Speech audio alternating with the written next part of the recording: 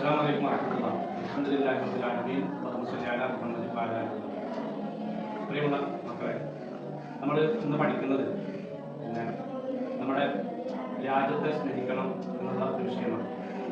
നമ്മൾ ഇന്ത്യ രാജ്യത്ത് ജീവിക്കുന്നവരാണ്.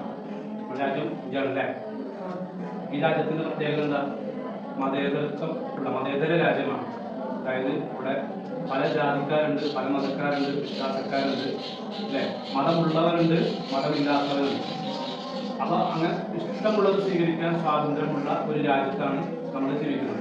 അപ്പോൾ എല്ലാ മതത്തെയും പരിഗണിക്കണം. നമ്മൾ ഇന്ന മതക്കാർ മാത്രമേ ഉണ്ടാകാൻ പാടുള്ളൂ, ഇന്ന മതക്കാരുണ്ടാകാൻ പാടില്ല, അല്ലെങ്കിൽ ആ രൂപത്തിലുള്ള അവസ്ഥകളൊന്നും നമ്മളിൽ നിന്ന് ചെയ്യാൻ പാടില്ല, ഒരിക്കലും ഉണ്ടാകാൻ പാടില്ല. അപ്പോൾ എല്ലാവരെയും നമ്മുടെ രാജ്യത്തെ സ്നേഹിക്കുന്നത് പോലെ തന്നെ നമ്മുടെ രാജ്യത്തുള്ള ആളുകളെയും നമ്മൾ എന്ത് ചെയ്യണം? സ്നേഹിക്കണം. എല്ലാവരും ഏകോദര സഹോദരങ്ങളെ പോലെ കാണാൻ നമുക്ക് സാധിക്കണം, അല്ലേ? നമ്മളിപ്പോ ഇസ്ലാമിക വിഷയങ്ങൾ നമ്മൾ പഠിക്കണം. നിങ്ങൾക്ക് നമ്മളൊരു വീഡിയോയെ കുറിച്ച് ചർച്ച ചെയ്തു, അല്ലേ? ഇസ്ലാമിൽ നിന്ന് പുറത്തു പോയ ഒരു ഒരു സഹോദരി, അല്ലെ? ആദ്യം ചിത്താത്തയായിരുന്നു, പിന്നെ ഇപ്പൊ ചേച്ചി. കാരണം ഇസ്ലാമിൽ നിന്ന് പുറത്തുപോയി. ഇപ്പോൾ ട്രെൻഡാണ് ഇസ്ലാമിൽ നിന്ന് പുറത്തു പോകുക, എന്നിട്ട് എന്ത് ചെയ്യാം? ഇസ്ലാമിനെ കുറ്റം പറയാം. എന്തുകൊണ്ടാണ് പുറത്തു പോകുന്നത്? ദീനിലുണ്ടാകുമ്പോൾ നിസ്കരിക്കണം, നോമ്പെടുക്കണം, സക്കാത്ത് കൊടുക്കണം, ഹജ്ജ് ചെയ്യണം, ഉംറ ചെയ്യണം, മറ്റ് ദിക്റുകൾ, സലാത്തുകൾ, കാര്യങ്ങൾ, ഒരുപാട് നന്മകൾ, കുടുംബബന്ധങ്ങൾ, അയൽപക്ക ബന്ധങ്ങൾ, അങ്ങനെ ഇതൊക്കെ സൂക്ഷിക്കണം.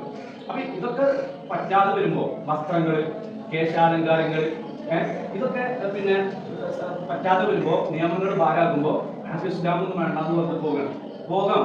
ആർക്കും സ്വാതന്ത്ര്യമുണ്ട്. പക്ഷെ ഈ പുറത്തു പോയ ആളുകൾ മുഴുവൻ ഈ മതത്തിനെതിരെ ഇന്ന് ശബ്ദിച്ചുകൊണ്ടിരിക്കുകയാണ്. അങ്ങനെ ഒരു ശബ്ദമാണ് നമ്മൾ കേട്ടത്. 6ാം ക്ലാസ് വരെ പോയ ഒരാളാണ്. പക്ഷെ മദ്രസയിൽ എന്നെ പഠിപ്പിച്ച കുറെ കാര്യങ്ങളുണ്ട്. അതൊക്കെ ഇപ്പൊ എനിക്ക് ആലോചിക്കുമ്പോ ദേഷ്യമൊക്കെ വരും. അപ്പോ അത് തിരിച്ചറിവുകളാണ്. ഓരോ സിറ്റുവേഷൻ, ഓരോ സ്റ്റേജിൽ നമ്മള് ലോകം കാണാന്ന് പറയില്ല, നമ്മളിങ്ങനെ ഓരോന്ന് കാണുകയും അറിയുക, ഓരോ ആൾക്കാരോട് സംസാരിക്കുമ്പോഴാണ് നമുക്ക് കൂടുതൽ കാര്യങ്ങൾ മനസ്സിലാവുന്നത്. മദ്രസ ഞാൻ 6ാം ക്ലാസ് വരെ ചെയ്തിട്ടുണ്ട്, മദ്രസയിൽ പോയിട്ടുണ്ട്. അവിടെ എനിക്ക് പ്രത്യേകിച്ച് ഉപകാരമുള്ളതൊന്നും കിട്ടിയിട്ടില്ല എന്ന് മാത്രമല്ല, അന്ന് പഠിച്ച കാര്യങ്ങൾ കേൾക്കുമ്പോൾ എനിക്ക് പേടിയാവുന്നതാണ്. നിങ്ങൾ ഒരുപാട് പഠിച്ചു, ഖുർആൻ പഠിച്ചു, അല്ലെ? മറ്റുള്ള വിഷയങ്ങളൊക്കെ പഠിച്ചു. നിങ്ങൾക്ക് എപ്പോഴെങ്കിലും ഇത് ഞങ്ങൾക്ക് ജീവിതത്തിൽ ഉപകാരമായിട്ടില്ല എന്ന് തോന്നിയിട്ടുണ്ടോ? ഇല്ല, തോന്നിയിട്ടില്ല, അല്ലെ? കാരണം നമ്മൾ ഫസ്റ്റ് പഠിച്ചത് അള്ളാഹിനെ കുറിച്ചാണ്. നമ്മൾ ഫസ്റ്റ് പഠിക്കുന്ന ആരെ കുറിച്ചാണ്? അൻതുഅ്മിനബില്ല, അള്ളാഹുവിനുള്ള വിശ്വാസമാണ്. നമ്മുടെ കയ്യിൽ ശൂന്യതയിൽ നിന്ന് എടുത്തു കാണിക്കാൻ ഒന്നുമില്ല, അല്ലെ? അതുകൊണ്ട് ആകാശവും ഭൂമിയും, സൂര്യനും ചന്ദ്രനും, ഗോളഗ്രഹികളും, നക്ഷത്രങ്ങളും, മനുഷ്യരും, ജീവജാലങ്ങളും, കോടിക്കണക്കിന് ജീവജാലങ്ങൾ, വ്യത്യസ്ത നിറത്തിലുള്ള പൂക്കൾ, വ്യത്യസ്ത നിറത്തിലുള്ള പഴങ്ങൾ, രുചി എല്ലാം വ്യത്യസ്തം. ഇതൊക്കെ വെറുതെ ഉണ്ടായതാണ് നമുക്ക് വിശ്വസിക്കാൻ പറ്റുമോ? ഇല്ല, അല്ലേ? അപ്പൊ അതുകൊണ്ട് ഈ പ്രപഞ്ചത്തിന് ആരുണ്ട്? ഒരു സൃഷ്ടാവുണ്ട്. അവനാണ് ആര്? അല്ലാഹു സുബ്ഹാനഹു വ തആല. എല്ലാത്തിനെയും സൃഷ്ടിക്കുകയും എല്ലാത്തിനെയും നിയന്ത്രിക്കുന്നത്.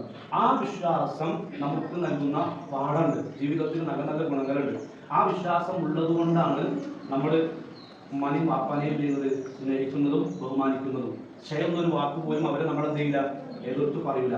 നമ്മുടെ സഹോദരങ്ങളെ നമ്മൾ എന്ത് ചെയ്യുന്നു? സ്നേഹിക്കുന്നു. നമ്മുടെ അയൽവാസികളെ നമ്മൾ എന്ത് ചെയ്യുന്നു? സ്നേഹിക്കുന്നു. നമ്മുടെ നാട്ടുകാരെ നമ്മൾ എന്ത് ചെയ്യുന്നു? സ്നേഹിക്കുന്നു, അല്ലെ? അകലെ കിടക്കുന്ന കുടുംബത്തേക്കാൾ നമുക്ക് ഏറ്റവും ബന്ധമുണ്ടാകേണ്ടത് ആരോടാ? അടുത്ത് കിടക്കുന്ന അയൽവാസികളോടാണ്, അല്ലെ? അതുപോലെ തന്നെ അനാഥകളെ നമ്മൾ എന്ത് ചെയ്യണം?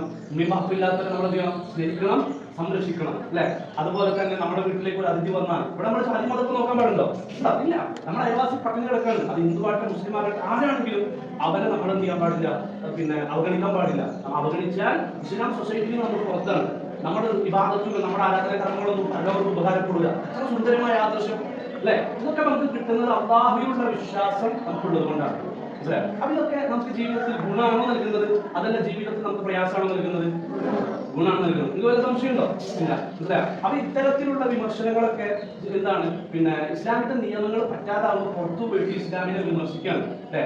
പിന്നെ റേഞ്ച് കിട്ടാം. ഇസ്ലാമിനെ വിമർശിച്ച നല്ല റേഞ്ചാണ് ഇസ്ലാമിനെ വിമർശിച്ച നല്ല റേഞ്ചാണ്. അപ്പൊ അതിന് വേണ്ടിയിട്ടുള്ള കോപ്രായത്തരങ്ങളൊക്കെയാണ് നമ്മൾ കണ്ടുകൊണ്ടിരിക്കുന്നത്. നിങ്ങളൊന്നും അങ്ങനെ ആകരുത്.